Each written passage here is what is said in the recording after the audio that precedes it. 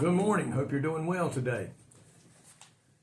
You know what you should love about God's Word is the stories that are in there of the way the disciples walked and how Jesus walked when he was on earth. And go back into the Old Testament and study some of the things back then and how people lived and how God blessed them and helped them through times of troubles and heartaches. And then we see how we're to live. If you go to the book of Proverbs, what a great book on how to do everyday life. And on into the New Testament, when we see where Jesus came and died upon a cross so that we could be forgiven of our sins. From front to back, there are so many stories in the Bible on how to live your life, how to live for Jesus, and what happens if you don't. But if there's one thing that we see a lot of in this world today, is people that are not humble. And we as a Christian today, Jesus came to this world to be a servant. The King of Kings and the Lord of Lords came to this world as a servant when he could have come in as a king riding on a horse and setting up a kingdom. He set the example about that. And I want to look at book of James chapter 4, in book of James chapter 4 and verse 10, and what it tells us about being humble. And so look at that verse if you would, and then we'll go to another verse found in Matthew chapter 23 verse 12. But James chapter 4 verse 10, humble yourselves in the sight of the Lord, and he shall lift you up. Humble yourselves, we got to move first, in the sight of the Lord, and then it says, and he shall lift you up. If you go to Mark chapter 9 and read the story there, Jesus and the disciples are walking, and they're coming to a place called Capernaum and settle in a house.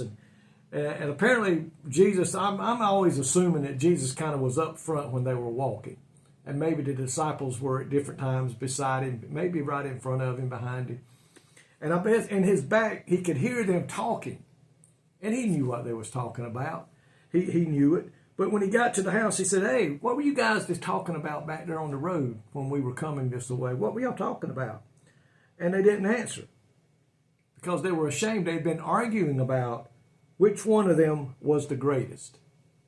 They were wanting to be, hey, I'm number one. I'm Jesus' number one right-hand man. They were arguing about who was number one. And Jesus looked at them and he said, whoever wants to be first must take last place and be the servant of everybody if you want to be first. And if you go into Matthew chapter 23, verse 12, he said, and whosoever shall exalt himself shall be abased. In other words, brought down. And he that shall humble himself shall be exalted. That's what God is saying.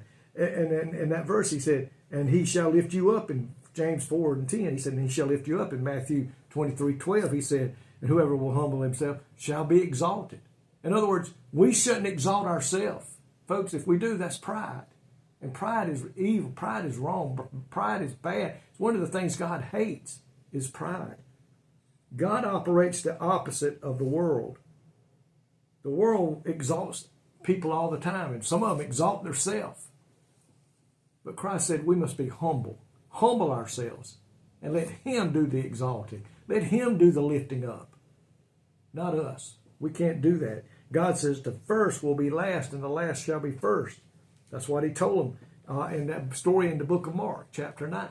He said, if you be last, you shall be first. But if you be first, you shall be last.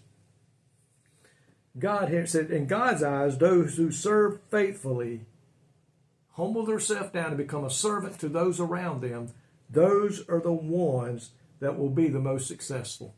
So my friend, today, have you got pride in your life? Now, there's nothing wrong in taking pride in how good you do your work. But we should do the best we can be. But we're not to be prideful we think we're greater and better than everybody else, and everybody else ought to bow down to us. Everybody else ought to wait on us. No, friend, that's the world pride. God says be humble as a servant. And then in time, Christ will exalt you to where he wants you to be. So today, let's be humble. Ask the Holy Spirit to help us stay humble, that we may in fact be doing what God wants us to do. Lord, thank you today for your word. And I pray today, Lord, that we will humble ourselves as servants, just like you did when you were on the face of this earth. you humbled yourself to the point of washing your disciples' feet. God, help us today to be humble so that we may in turn lead others to come to know you as Lord and Savior. In Jesus' name, amen. I thank you for watching. May God richly bless you is my prayer.